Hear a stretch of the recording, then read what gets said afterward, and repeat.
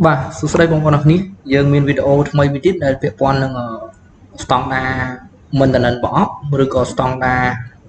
ở tờ lang của thay không nắng cứ dương cái trôi được mình tha standard thay rồi có standard mình là thì cứ dương thử ăn là lỏng ăn standard bằng mật vốn checklist thay đòi standard muốn nắng cứ vì miền trong nói chun khô tích tui mình tên mình tha ở 4-5 trong nói thì tại để lái standard thay ní cứ vì miền trao trong nói mình tên vì chiang tại cả đá này chúng nó room được không chân bom ôn dương xôm mơ cho thực đã không ngạc anward việc quan năng mình tận ấn chỉ sẽ chân dương từ anward time standard robot một phone checklist thay này ở trong trời tại đòn bây giờ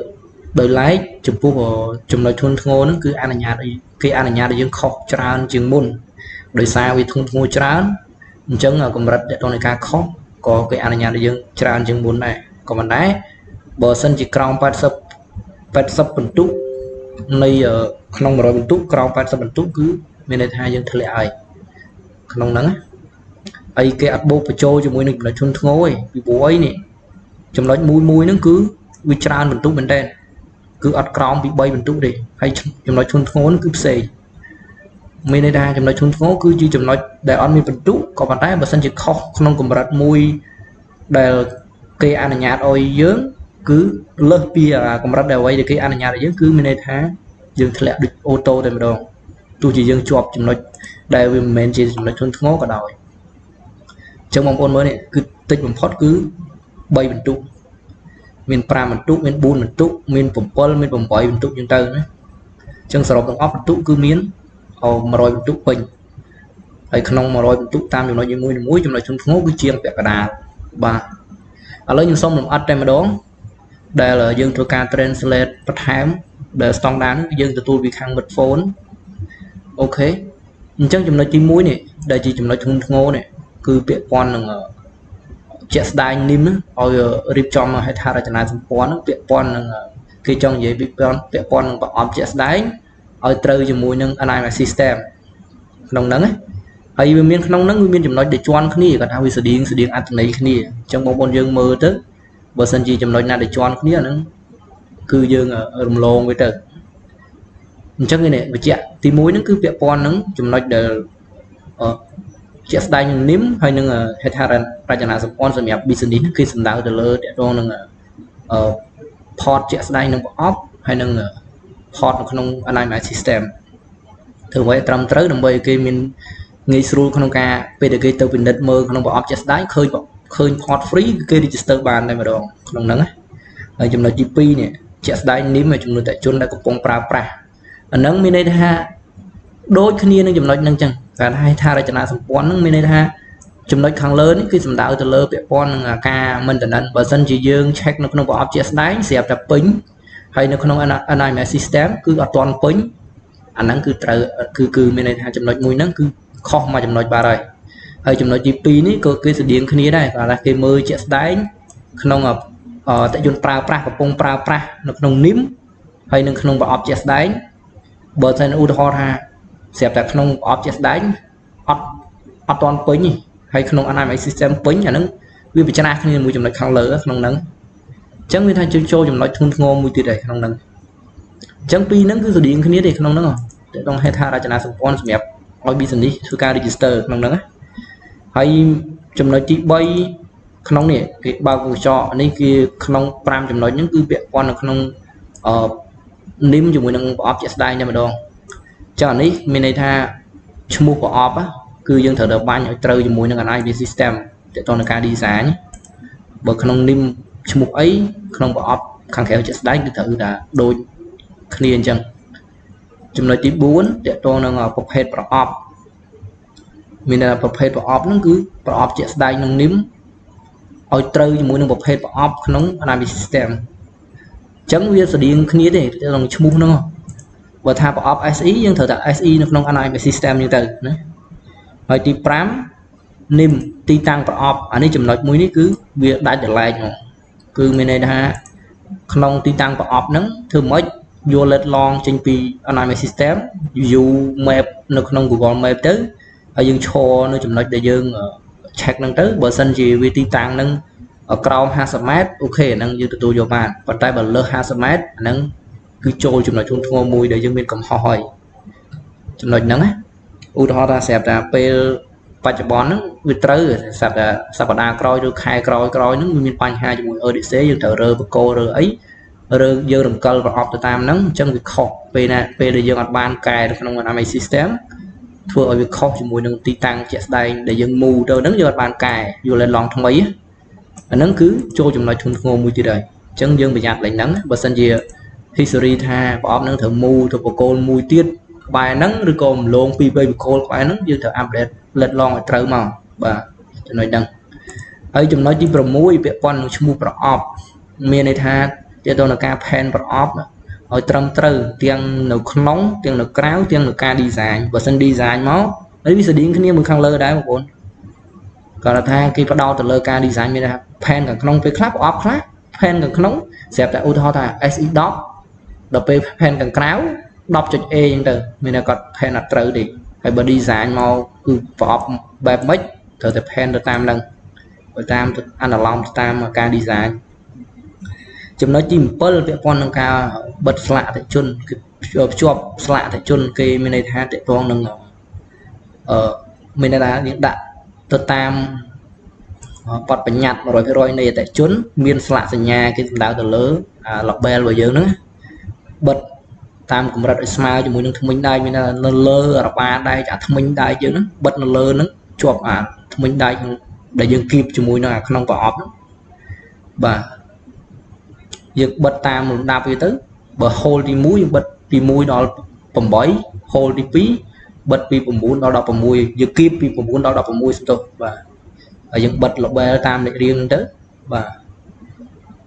ហើយបញ្ចូលព័ត៌មានឲ្យពេញលេញអាហ្នឹងដល់ចំណុចខាងក្រោមគឺមានការបញ្ចូលព័ត៌មានហើយពេញលេញហ្នឹងគឺចង់និយាយពីអីខ្លះបាទចំណុចទី9និងទី10គេនិយាយពីតកតនឹងកម្ពស់នៃការដំឡើងប្រអប់អានេះសំដៅទៅលើកម្ពស់ហ្នឹងមានន័យថា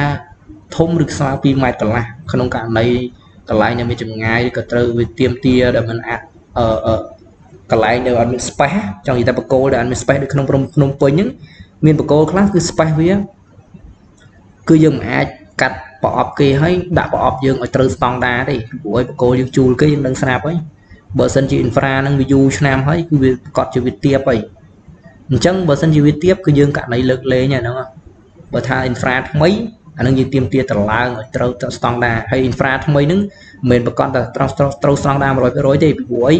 បើក្នុងភ្នំពេញអីយើងមាន space កន្លែងណាយើងត្រូវដាក់លេងហ្នឹងហើយវាមិនតម្រូវឲ្យត្រូវស្តង់ដារទេដោយឡែកបើសិនជាតាមស្រុកអាហ្នឹងអូខេយើងអាចដាក់បានតាមស្រុកដែលបកគោលវាទលាយយើងអាចដាក់តាមស្តង់ដារដែលយើង analog បាន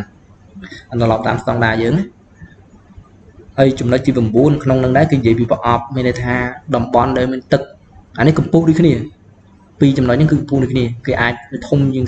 ធំឬក៏ស្មើ3ម៉ែត្រក្នុងករណីដែលអត់មានកន្លែងដាក់គឺដូចគ្នាអត់មានកន្លែងដែលចាប់គឺដូចគ្នាអត់យើងអត់ត្រូវវាតម្លៃថាវាខុសវាធ្ងន់ធ្ងរទេពីព្រោះឯងមាន space ដាក់តែហ្នឹងណាអត់ទាន់បានហើយចំពោះចំណុចទី10 11អានេះគេនិយាយទាក់ទងនឹងការរឹតខ្សែទំនងដែកកាបធំរត់ចូលនៅក្នុង hole ក្នុងប្រអប់ប៉ុន្តែភាគច្រើនអត់មានទេបងប្អូនយើងចំណុចមួយហ្នឹង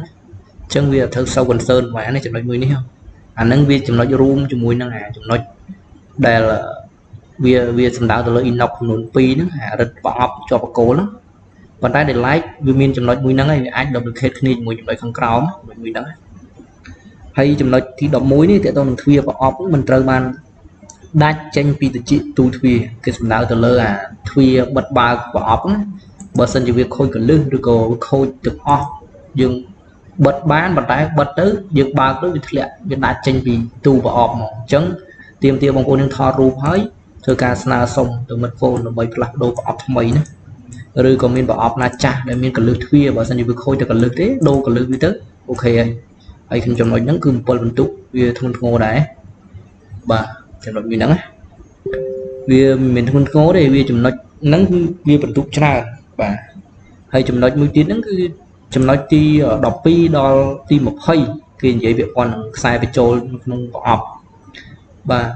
ទី1គឺខ្សែរយជន ទាំងអស់ត្រូវក្រងមានតែខ្សែរត់ពីប្រអប់ទៅដល់ផ្ទះតែជន់នៅលើបកគោលគឺយើងត្រូវតែក្រង 100% ពីបកគោលមួយទៅបកគោលមួយត្រូវតែក្រងជាពិសេសតាមស្រុកគឺបកគោលវាអាចពី70 ម៉ែត្រចន្លោះពី70 ម៉ែត្រទៅ100 ម៉ែត្រពីមួយទៅមួយគឺចន្លោះហ្នឹងអញ្ចឹងវាទាមទារយើងក្រងទាំងអស់តែម្ដងដើម្បីធានាបានកាបយើងចងនៅលើបកគោលគឺជាប់បានល្អអត់មានពេលដែលយើងក្រងម្លងបកគោលគឺពេលដែលយើងដាច់ចន្លោះណាមួយវាធ្លាក់កាបដល់ដីអញ្ចឹងមានបញ្ហាប៉ះពាល់ក្នុងសុខភាពបងប្អូនយើងធ្វើជាពលរដ្ឋធ្វើដំណើរក្នុងតាមផ្លូវរបស់យើងអញ្ចឹងជិះវៀងគឺត្រូវតែក្រងទាំងអស់គ្រប់បកគោលហើយចំណុចទី13ពាក់ព័ន្ធនឹងប្រើគល់យេ fix ខ្សែមែនដើម្បីធានាឲ្យខ្សែជាប់មាំបានល្អហ្នឹងពាក់ព័ន្ធនឹងធម្មតាខ្សែមែនយើងមាន in out ដោយឡែកអាប្រអប់ចុងក្រោយមិនមានតែ in ទេអញ្ចឹងគល់យេយើងគឺវាអាចដៃគល់យេកងហ្នឹងគឺយើងត្រូវតែរឹតឲ្យវាណែនជាប់ល្អជាមួយនឹងទូយើងដើម្បីកុំឲ្យយើងទាញខាងក្រោមទៅវាអាចដាច់ខដាច់អីបាក់កំពង់បាក់អីទៅហើយមុននឹងយើងរឹតហ្នឹងចំណុចទី14យើងត្រូវតែរុំស្គុតចុងគល់ចុងកាបណាយើងរត់រុំវាស្អាតមករុំ4 5ជុំ4 10ជុំទៅរុំឲ្យស្អាតហើយមកល្មមគល់យើយើងគឺយើងរឹតឲ្យស្អាតដើម្បីជាតកតនបើយើងរឹតតកាបរឹតតាអាចោរបស់ស្រោបជាមួយនឹងអាកាបយើងគឺរឹតទៅអត់ជាប់ល្អទេតែបើយើងរុំជាមួយនឹងស្គុតគឺរឹតទៅវាណែនល្អតែម្ដងចំណុចទី15ពាក់ព័ន្ធនឹងត្រូវប្រកាសកាបពីខននៅកខ្សែមិនកោងឬមិនខូចគឺសំដៅទៅលើអានេះចំណុចជន់ធ្ងោ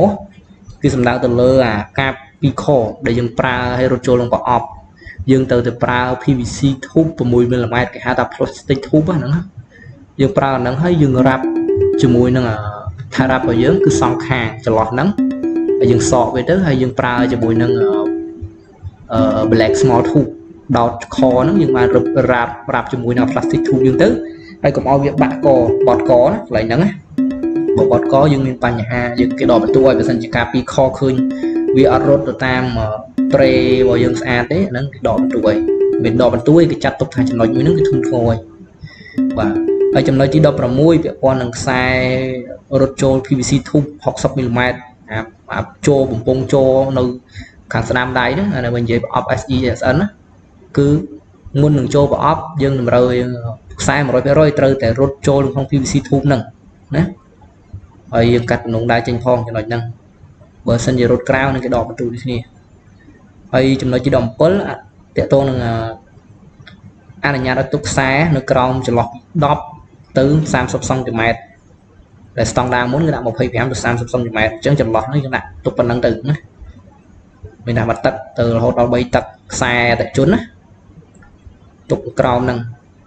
ហើយចំណុចទី18ពាក់ព័ន្ធនឹងខ្សែតជន់មុនពេលចូលប្រអប់យើងត្រូវនេះដូចខ្ញុំនិយាយវិញត្រូវ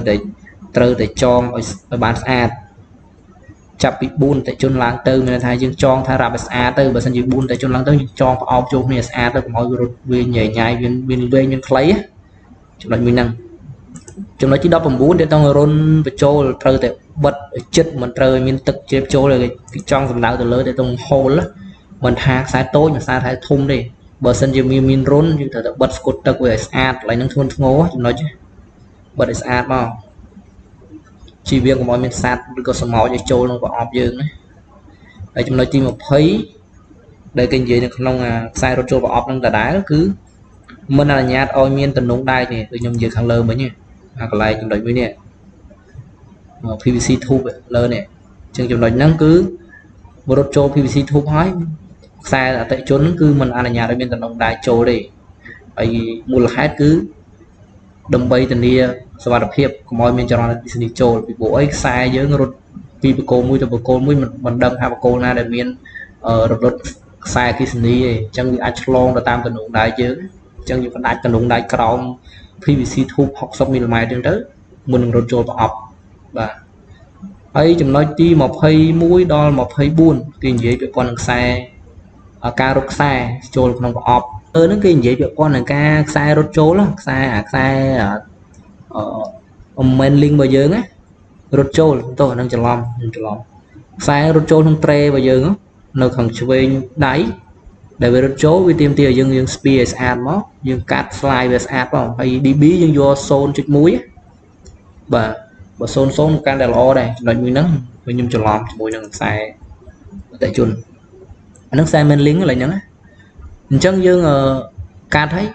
ស្ពាវាស្អាតមកហើយចំណុចទី22ហ្នឹងគឺរៀបចំគេនិយាយពីអង្គដងធម្មតាមកប្រអប់យើងស្លាយតាមអង្គដងទេអញ្ចឹងយើងស្ពាជារង្វង់ឲ្យស្អាតមកបាទតាមស្តង់ដារទៅតាមមកកងពីរកងបានហើយចំណុចទី23ធានាថាมันមានការបត់ឬដាច់ក្នុងខ្សែណាបត់អីដូចចំណុចខាងលើអញ្ចឹងមិនថាខ្សែ main link មិនថាខ្សែអតិជនទេយើងរត់ឲ្យវាស្របទៅកុំឲ្យវាកោងវាបត់ហ្នឹងហ្នឹងណាចំណុចទី24ពាក់ព័ន្ធនឹងប្រមូលទុកវិញខ្សែដែលមិនត្រូវការប្រើប្រាស់ខ្សែដែលមិនប្រើប្រាស់យើងកាត់ទុកឲ្យស្អាតមកណាលោកខ្សែធម្មតាខ្សែភ្ញៀវយើងមានបងប្អូនយើងពេលខ្លះគេអត់ប្រើប្រាស់ឲ្យកាត់ទុកចោលនោះហ្នឹងគាត់គេអត់ប្រើប្រាស់រាប់ខែរាប់ឆ្នាំអីគាត់អត់មានកាត់ចេញគាត់ទុកខ្សែកតុយខ្សែហ្នឹងស្ពានៅក្រោយប្រអប់នៅក្រោមប្រអប់ឬក៏ទុកក្នុងប្រអប់ហ្នឹងទុកទាំង file connector ទៅក៏មានដែរក្នុងហ្នឹងណាអញ្ចឹងខ្សែដែលអត់ប្រើប្រាស់កាត់ចេញទៅបើគាត់ត្រូវការប្រើវិញអាហ្នឹងធម្មតាយើងមើលទៅបើភ្ញៀវយូរខែយើងទុកញ៉ៃញ៉ៃនៅបកគោលនៅប្រអប់ទៅអីកាត់ចេញទៅហើយចំណុចទី25តើតើនឹងដំឡើង speeder នេះគេនិយាយពាក់ព័ន្ធនឹងការ fix speeder ឲ្យជាប់នៅក្នុងប្រអប់ទីតាំងឲ្យបានត្រឹមត្រូវគេនិយាយចង់និយាយពាក់ព័ន្ធនឹងធម្មតាវាមាន tray យើងស្ពាខ្សែធំក្នុងហ្នឹងបើសិនជាវាមានបើ infra ថ្មីអត់អីបើ infra ចាស់វាអាចរលងនេះទៅចឹងមូខ្សែនឹងឲ្យណែនល្អទៅខ្សែដែលស្ពាដូចខាងលើនេះស្ពាជាមួយនឹងនៅក្នុង tray របស់យើងហ្នឹងគឺមានស្ពាជាមួយនឹងអង្គអីវាខ្លះវាលងនេះទៅគឺអាចមានផលប៉ះពាល់ខូចការខូចខនឹងអញ្ចឹងយើងរៀបចំវាត្រង់ហើយរ៉ាប់រុំឬក៏យកខ្ចៅយកសោហ្នឹងមូវាស្អាតមកណែនមកចំណុចទី26ដល់29គេនិយាយពាក់ព័ន្ធនឹងការថាសផ្សារនេះយើងដំឡើងបានត្រឹមត្រូវមុំជាប់ជាមួយនឹងគម្របណាតកតនឹងខ្សែរបស់យើងរត់ចូលហើយយើងរ៉ាប់ឲ្យស្អាតវាស្តៀងជាមួយនឹង speeder យើងហ្នឹងបាទ speeder ខាងលើគេនិយាយពាក់ព័ន្ធនឹង speeder សុំទោសបងប្អូនគ្នាចំណុចមួយនេះគឺតកតនឹង speeder យើងគឺ speeder មកចំណុចទី25ហ្នឹងដំឡើង speeder គឺតកតនឹង speeder យើងគឺស្ពាឲ្យស្អាតទៅនៅទីតាំងឲ្យបានត្រឹមត្រូវទៅកុំឲ្យញ៉ៃញ៉ៃពេកវាអាចធ្វើ low db ចំណុចមួយហ្នឹងហើយចំណុចទី26ដល់29នេះគឺនិយាយពីគាត់ដំឡើងបានត្រឹមត្រូវហ្នឹងគឺនិយាយពីគម្របជាមួយនឹងត្រេរបស់យើងគឺយើងដាក់ទីតាំងល្អហើយមានគម្របវាបិទឲ្យត្រឹមត្រូវទៅត្រេខ្សែ main link ហើយចំណុចទី27ពាក់ព័ន្ធនឹងចងថែរ៉ាប់បំពង់កាបដែលរត់ចូលក្នុងថាសក្នុងត្រេហ្នឹងគឺតកតងនឹងធម្មតាក្នុងមួយត្រេមួយនឹងឆ្វេងដៃហ្នឹងគឺមានខ្សែមួយបំពង់រត់ចូល